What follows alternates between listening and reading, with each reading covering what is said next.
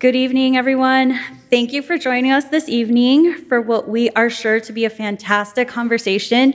A brief reminder, as we begin, please silence your mobile phones, any mobile devices, please. My name is Jessica Alcázar, senior educator with our Learning Lab team in the Patrick G. and Shirley W. Ryan Learning Center. I specialize in designing programs for teens through the museum's paid internship opportunities, where young people are actively involved in co-creating programming that helps make the museum more accessible and engaging to their peers, for their peers. So being in a room with adults is a little bit of a different experience for me, aside from my colleagues. But tonight we have the fortunate opportunity to hear Ana De Orbegoso as she walks us through the journey of her career. Ana will be joined on stage by Andrew Hamilton, who over the past few years has really driven the inclusion of contemporary Indigenous artists in our collection. Now, a little bit of about tonight's speakers. Ana De Orbegoso is a New York-based Peruvian multidisciplinary visual artist. She is recognized for her socially engaged and participatory practice. Through the use of her historical iconography, she explores aspects of gender, identity, and collective memory. In photography, videos, sculptures, street projections, installation, and multimedia productions. Her work is in the collection of the Art Institute of Chicago, National Museum of Women in Arts, DC, Museum of Fine Arts, Houston, National Hispanic Cultural Center, New Mexico, the Walters Art Museum, Baltimore, Lehigh University Art Galleries, Pennsylvania, Mali Museum of Art, Lima, Museo de Arte de la Universidad San Marcos, Lima, Enfoco Print Collectors Program, ICPNA, Peruvian North American Cultural Institute, Lima, Peruvian Ministry of Foreign Affairs of Peru, and Joaquim Paiva Collection at the Modern Art Museum of Rio, Violi McCausland Collection, among others. Whew, that was a mouthful. Okay, Andrew Hamilton is an Associate Director of Arts of the Americas at the Art Institute of Chicago. His work explores the art and architecture of the ancient and colonial Americas, with particular interest in the Andes and textiles, as well as contemporary Native American art. He is deeply invested in analyzing objects as they were made, used, and eventually disused, in order to understand why they were created and what cultural meanings they bore. Please join me in welcoming them to the stage.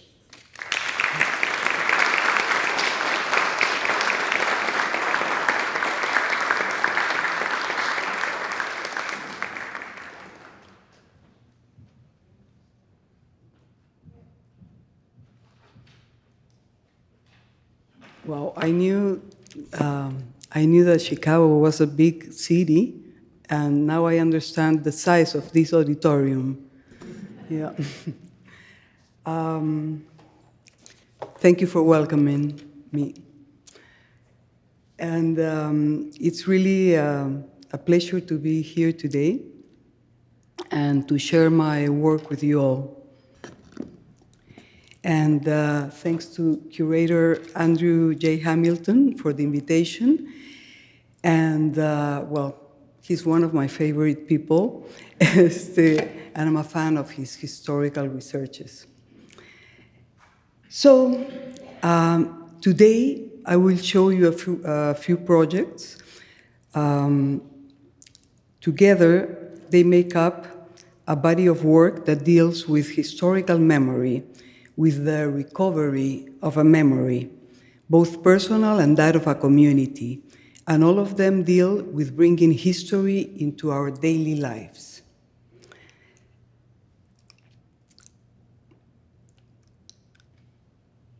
So, the recurring concepts in my work are gender and identity, existential, personal, social, cultural, historical.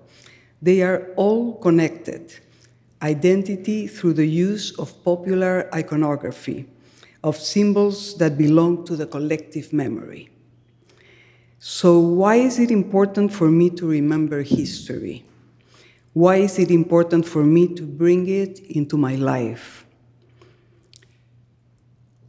Since our personalities are constructed mainly from our past, and our past is the vertebra of our identity, then without individual memory, we literally lose our identity. The way we perceive memories is how we construct our history and understand others. Collective memory is similar. Historical knowledge is no more and no less than carefully and critically constructed collective memory. Through my work, I have made it my personal quest to add to the collective memory of my community and to my own.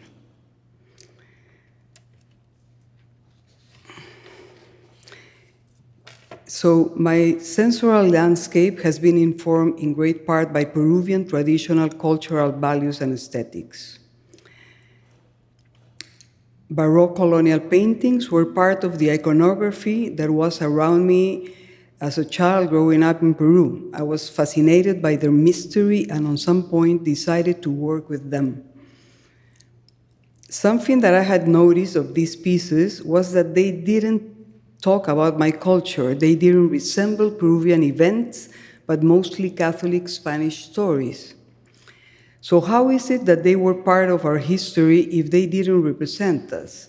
From the paintings, I chose the ones that had to do with the image of the Virgin, which represented female participation in history. Paintings were reproduced all around the colony the same way we print them now. They opened many schools. The most important were in Quito and in Cusco. They taught the indigenous artists to paint in their European style. Almost nothing of the local people, the local culture, or the local color made it actually into these paintings. As also, they were not allowed to sign them. Some signed in between layers or adding very subtly a familiar object, like food or decoration. These paintings were the only images around. So, with my urban virgins, I decided to reclaim these paintings for Peruvians. I did a revision of history, replacing information inside the paintings through feminine eyes.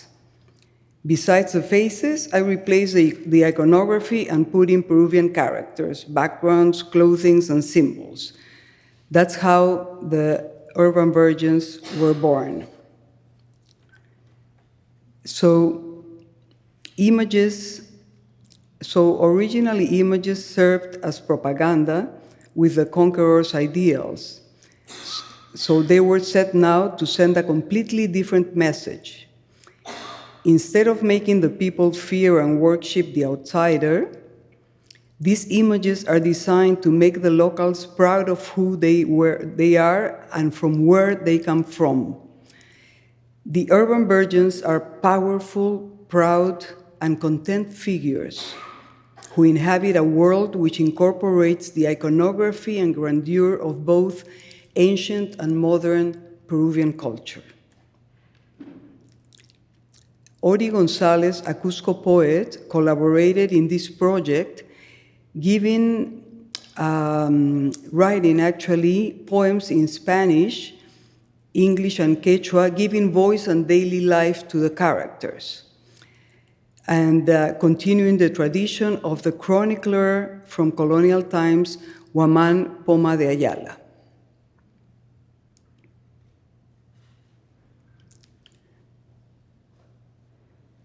So I'm going to pass now a small video which recollects part of the life of this work and how it has been, they are actually, this is actually an ongoing project that that is being showed in public spaces, in towns and villages all around Peru. But at the same time, there is a performance going on parallel to the exhibition. So we're going to see a video that shows it all.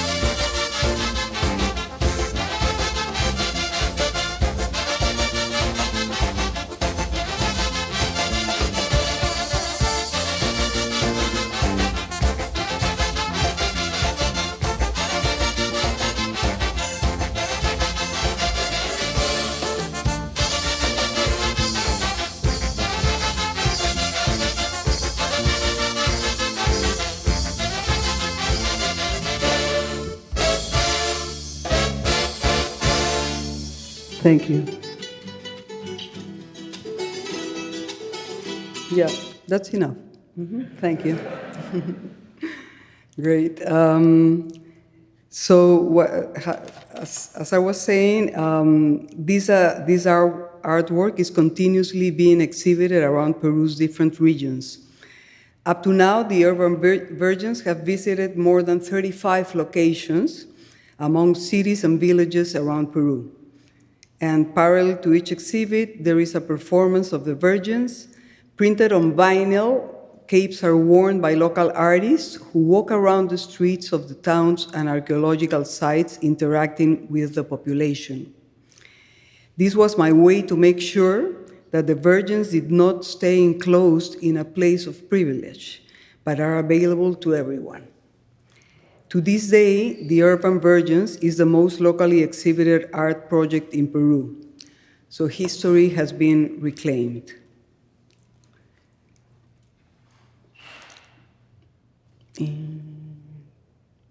Yeah.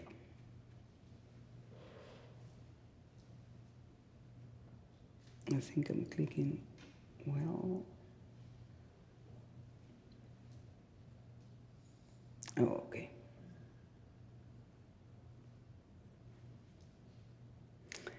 So, my reclamation of Peruvian women's history continued with my next project, The Last Inca Princess. It is also inspired by a colonial painting, but this time not a religious one. This is an art video based on a 17th century painting which depicts the wedding of an Inca princess to a Spanish captain and the emergence of their daughter, who represents the mestizaje, the fusion of Spanish and indigenous people of Latin America. The wedding depicted in the painting was the culmination of one of the most terrible moments in Latin American history, the fall of the Inca Empire. More than narrating the events from the painting, this film is a symbolic reinterpretation. My purpose was to give them emotions and intentions from a contemporary perspective. This series of micro-stories explore the confrontation between two worlds, the imposition of one culture on the other, of race and gender over another. It shows the use of women as trophy wives, a legitimization tool for appropriation and plunder. Beatriz Claracoya, the Inca princess, represents the indigenous woman who accepts her fate with pride and resignation, knowing that the only way left is resistance and the purpose to keep on transmitting generation to generation her legacy, memory, and identity. Okay, so let me see. Yes, this is just a small trailer of the video.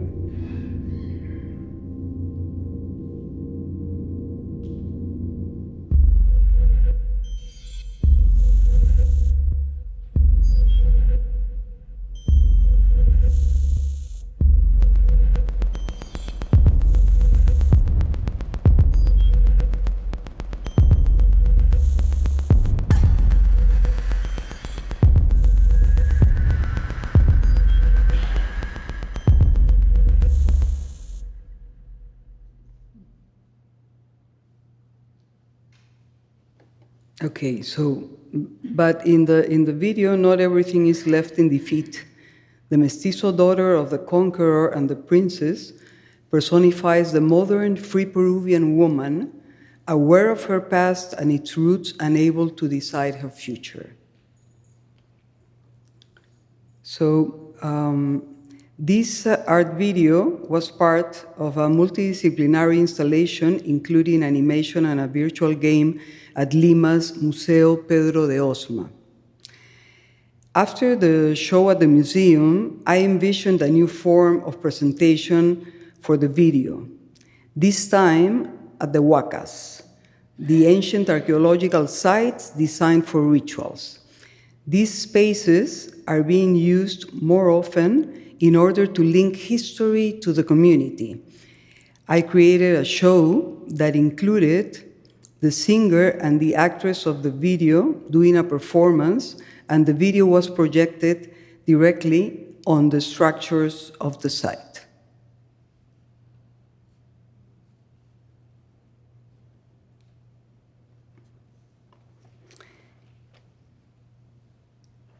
Yeah.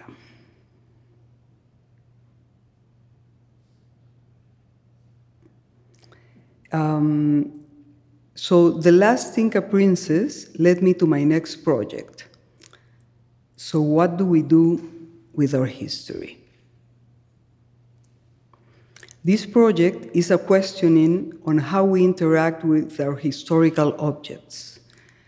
How do they fit into our contemporary lives? How can we relate to the past and feel it has a contemporary voice?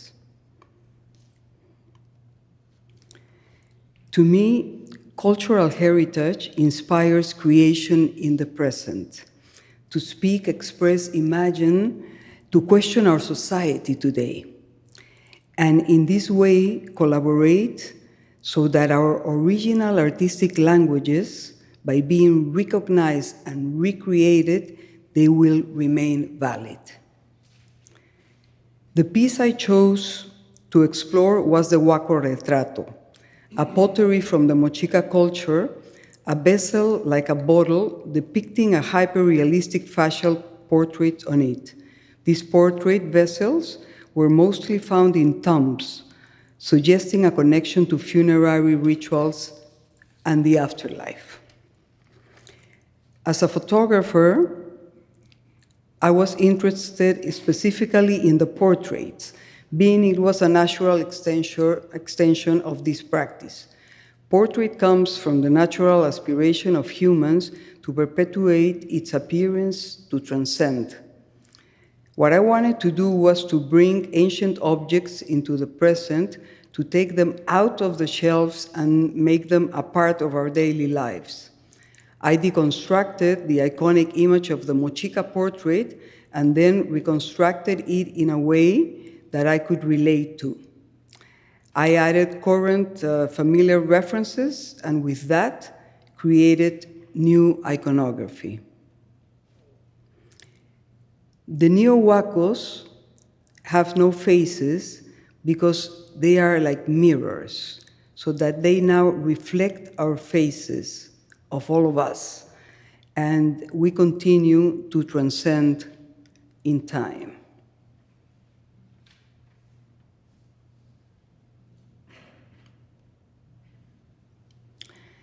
Now we are making history.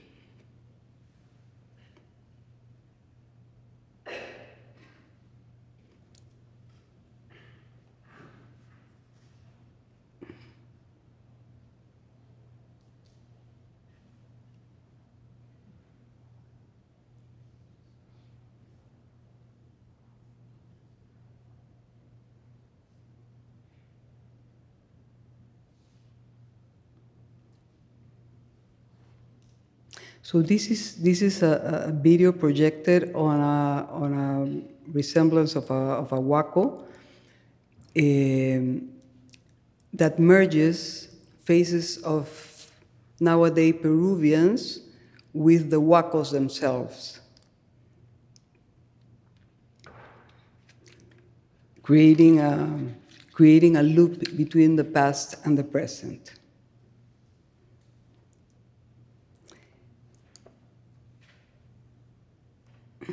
I believe that our most important tool to transcend in our past,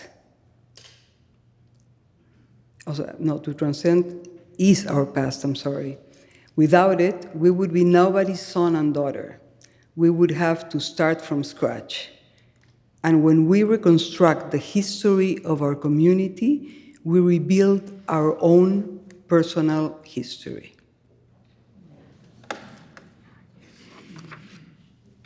Thank you.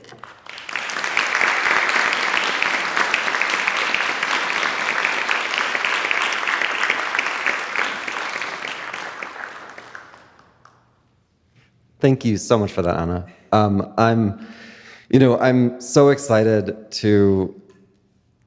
It's so exciting to see the way in which you take works of art from the past and make them your own, make that history your own through your art. We're really, this is such a great opportunity to have Ana here tonight, but I have to say I'm also really, really excited about the event that we have planned for Saturday. So Saturday at 1 p.m., Ana is actually going to do a workshop, a teen workshop in our Ryan Learning Center, do the sort of next level of your Neo-Huaco project. I wonder if you'd want to say a bit more about Saturday. Yes. So on Saturday, we're going to have something that it is very exciting. And actually, it's for all ages. It's something that I, as a kid, would have died really to do, which is to grab a historical object, intervene it, make it mine, and take it home. So what can be bigger than that? I think that if we could do that as children and also as adults, we can envision our future starting from our present, but with the help of history. So, this Saturday we're gonna do this workshop. Started in Lima in one of the huacas, and this is the first time that we're gonna do it in the States. So I'm more than excited that it's gonna be in the Art Institute of Chicago. And so it's just such a great way for us to be activating our collection here. Ana has made plaster casts of the Neo-Huacos that she creates, and we've brought plaster casts from Peru for youths and all who want to participate to paint themselves. So it's this opportunity to sort of make your own Neo-Huaco in the same way that Ana has made the Neo-Huacos her own. I think I always say that the Neo-Huacos, or the Huacos themselves, were the selfies of the past. That's the best way to understand it for a kid, actually. But so in there, the people are gonna be able to paint whatever their imagination is about, and something that I think also is that the Neo-Huaco comes in white. It's white plaster. So you can fill it in with your world. But the moment you get tired of that reality, you paint it white again and you repaint the Huaco whichever way you want, So it's like us, transforming ourselves, through life. So this can be your new, a bird toy, actually, which I think living with history can change the future of anybody, because it can make you love your culture, so then love your country and be responsible for it. And so I'm we're very excited. More than excited to do this here.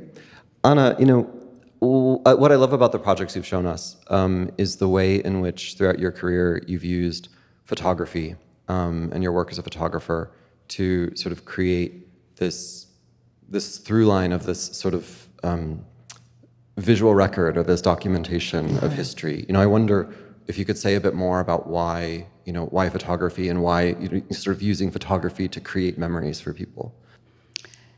Well, it took me some while to realize why photography and why document.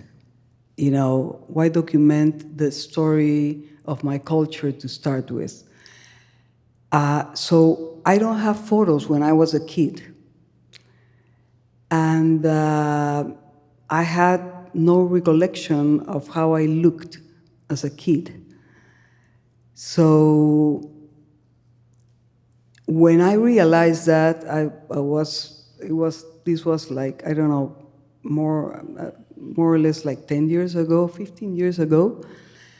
So it came with a big pain, actually.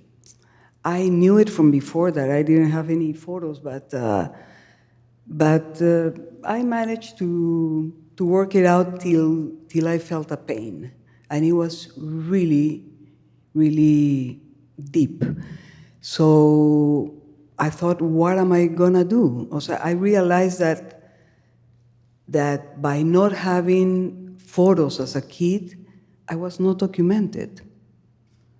I was undocumented. I didn't have a history. And And, besides questioning myself, why didn't my parents photograph me? Actually, that happened to a few, also to my other siblings, but worst me. So, it was like, so I decided to jump into art and fix it in whichever way. So I started my childhood album. So,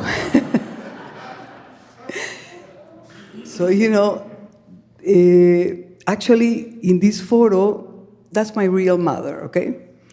And that's me on top of a photo of my sister, the one, the one that had albums of photos. So I started asking friends to lend me their childhood photos to see which one resembled mine or not. Like I could create whichever photo now. And so I photographed myself with my adult face, which is the one that I always remember because it's the one I see in the mirror. And started doing this album. In this one is my father, my real father, and me on top of one of my brothers. And so this, I realized how by doing this, it was really easing up my spirit, because the photos are so funny at the end that, how could I be mad looking at these photos? So I realized what an incredible tool photography is. That, that it can really, it can be so beneficial, for us. So with this work, I started doing some others that through photography I could, in a way, cure other people that had the same issue, or more or less the same. So then I realized why I document, because I wanted to document, my own self, my family, and then my country. Yeah. Well, and throughout the ancient Andes, there are so many sort of incredible histories of women artists. I'm thinking weavers, powerful women in history. Like the Señora de Cao, I love your shirt. Another through line in your work are female subjects. It's the sort of the creating this role of a focus on women in your work. And I wonder if you could say more about like what brought you to that, or what. Well, photography is the key actually to a lot of my reflections and findings. When I started photography, I photographed in a studio for many years. All my experiments and my themes were actually reflecting on me as a person, on me in my gender, and so it was like, now I see it as going to therapy, but having lots of fun, but also discovering things or situations that confronted my gender. And so I discovered womanhood really through doing photography in the studio. And afterwards, when I finished with myself, let's say, I went out to start discovering the streets, my city, my country, and also reflecting on women's situation in the world. So by then I was realizing that my glance to document was through females' eyes, and I started, seeing all my reflections through women, because I realized that women needed to write their story, to be part of history, to be present. So that's my search. That's my goal. Mm-hmm.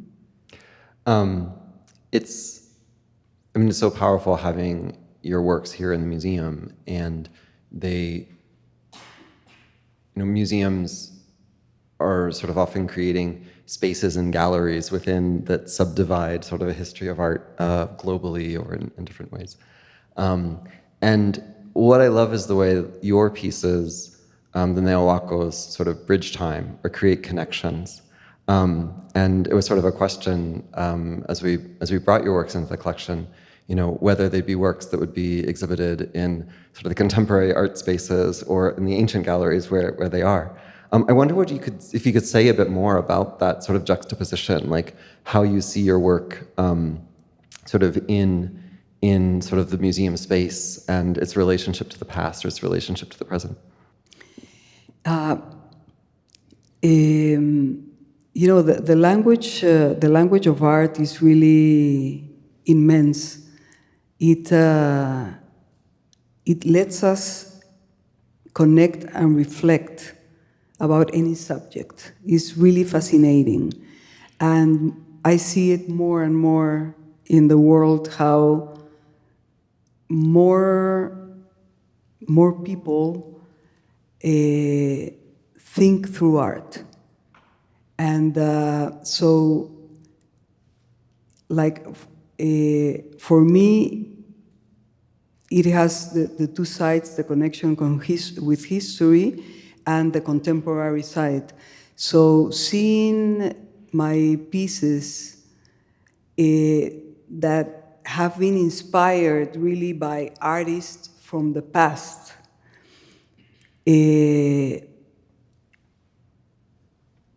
being exhibited together with an original piece is like the time in history, like connects.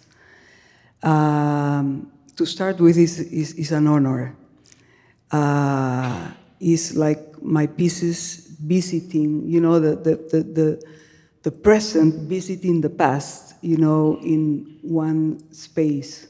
I know we have, I think we passed over the slide earlier, but I think it might be around slide 50. You have a really wonderful photograph that you created. I think you were on an artist residency at the Museo Larco, no? Mm-hmm. Yeah, maybe this one here with the Neo-Huaco facing the ceramic Huaco, the one right there, yeah. I think that that's such a powerful photo of sort of the way you've created these pieces, seeing the reflection of the 1,000-year-old ceramic in the face of the piece you've created. And that's what I mean, that you use photography to create this sort of through line.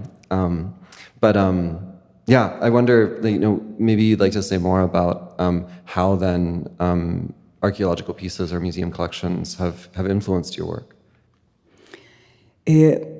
Well, museums really are a resemblance of the world. It's like having a compendium of the world in one space, which is fascinating. And the fact that they open their space for the public to be inspired, to be educated,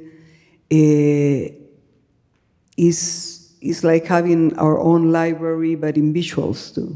So this art residency that I did at the Museo Larco,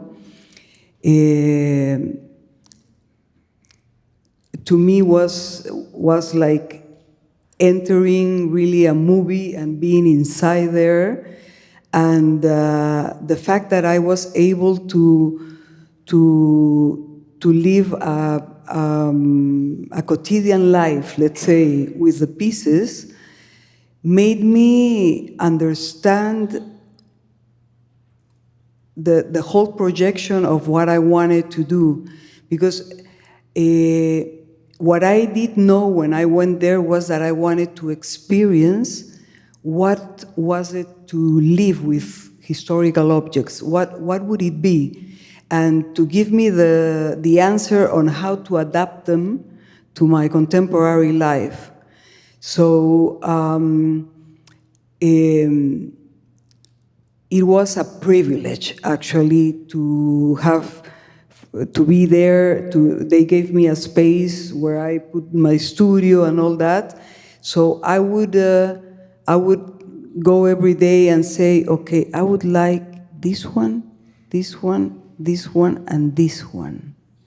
And the next day, I had those pieces in front of me for me to work with them. O sea, that experience by itself, o sea, is really a privilege. So, there was an assistant of the director that was helping me to manipulate the pieces. So I wouldn't, like, the person, with their gloves and everything, would take the responsibility of moving the piece whichever way I wanted it to, so I could photograph it. And of course, I ended up putting names to each piece. Like José, el blanquito, hoy el morenito. O sea, that's the way we talk in Peru. So at the beginning, the assistant was very serious. Till the end, at the end, we almost cried together when they took all the pieces away. So it was really a vivencial experience.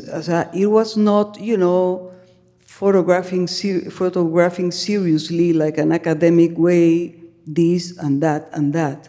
No, it came really from the core.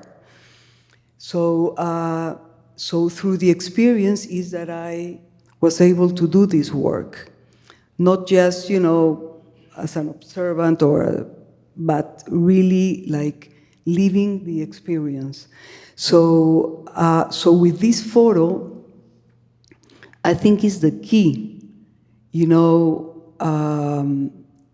is the essence, is of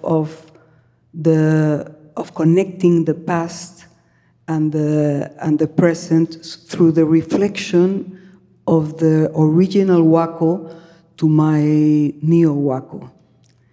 And so I see these pieces and I see them very emotionally. O sea, I don't think of them as objects. These were people that existed on some point, and that I was having the privilege to connect them, and to find answers through that experience. So that's what a museum does. So that's why I'm so excited to be here. Thank you. It's a privilege. Sure, we have a lot of questions in the audience. So maybe, I know that we have Miguel up here with a microphone and another microphone on this side. So if anyone would like to ask Ana a question, we can turn it over to the room. No? I noticed you with a Huaco made out of reeds. Did you make that? Did you do that piece? So the question was that there was a large Neo-Huaco that you'd created out of reeds, the one at Huaco Mateo Salado. So, Okay. and the question was if you'd made it.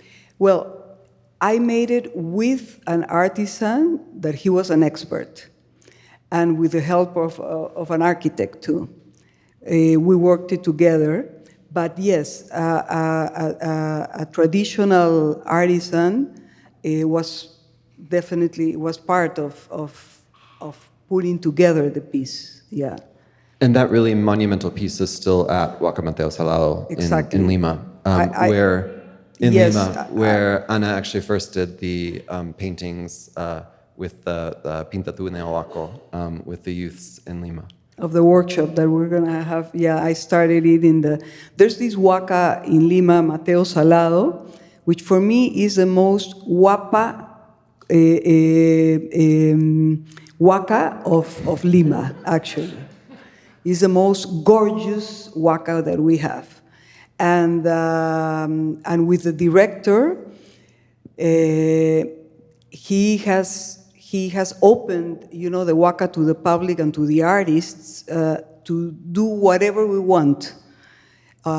Any creativity that we have, we can show it there. So it's been a wonderful, wonderful space. If you ever go to Lima, don't miss it. Really, it's really gorgeous. And not to say it is really incredible what Ana's work has done within the civic space of Lima, because there are so many huacas, there are so many archaeological sites, and this has created a sort of new reason for people to come, school groups to go and see the work that you've done there. So it's really impressive how Mateo Salao. Mm-hmm. Yeah. And they have sometimes they have night visits too, guided visits. So at night is also fantastic, and I'm planning my next show to do it there. So hope you can make it. We have a question over here. It's so clear that an important part of your practice is bringing the artwork of the past and your own artwork of today to people, to subjects, to people on the streets, to women, and to maybe more far-flung communities as well. And I was so curious if you have any favorite stories to share of how different members of the community have encountered and reacted to your work. And potentially also if there are ever groups of people or organizations that might push back to say that like what you're doing with the history of the art is in some way like inappropriate or taking it a direction that they don't like to see it go.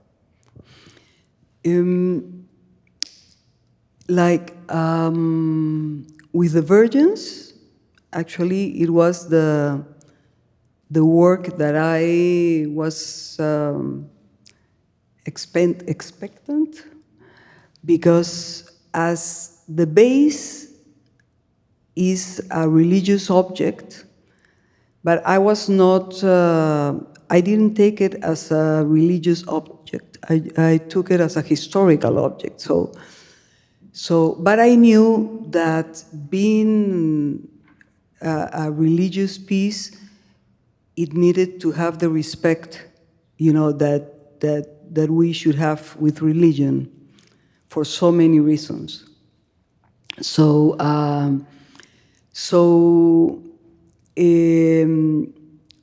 And also, I was taking history and change it. So my first, I decided, I was living already in New York, and I thought, okay, where in Peru should I start this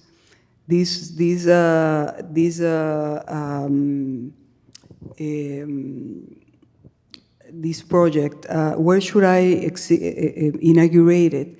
So I decided to go to Cusco, which is the most historical place that there is in Peru, even though all Peru is historical. But I thought, okay, if the Cusquenians, give me the go, then I can take it anywhere else. So I took it to Cusco, and the night of the inauguration,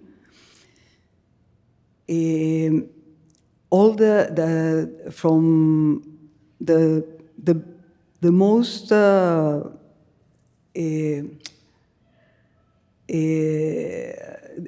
the comment that, o sea, like, everybody actually liked the pieces. They liked to see Peruvian faces being resembled now, you know, in the images. But so I was like the whole night expecting, like, okay, let's see what's going to happen here, because Cusqueñans, they take pride of history, and it's very understandable. So the night went great. Actually, nothing bad happened, and even one of the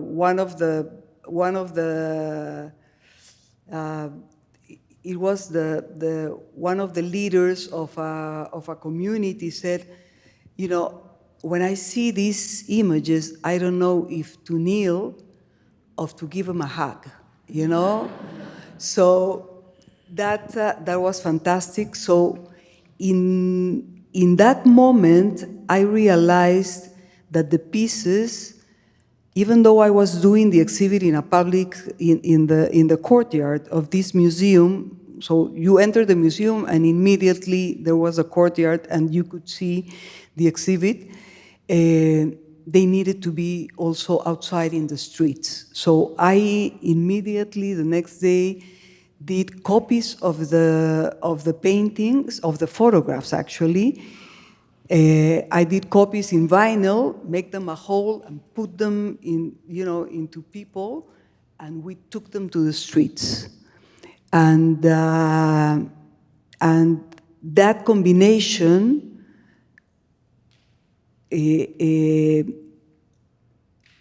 gave me the right concept actually for these images, because they belong to the people.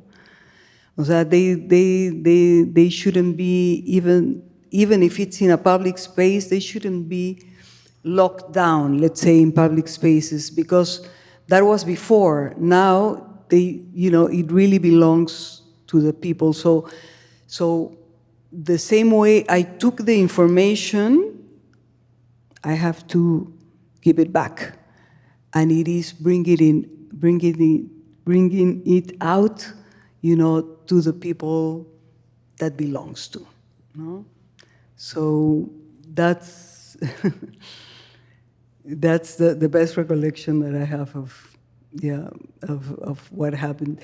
Luckily, I think it was once, not in Peru actually. It was in the Canary Islands that I had the exhibit, and there was a doubt if the church was gonna let the pieces go out, but it was okay.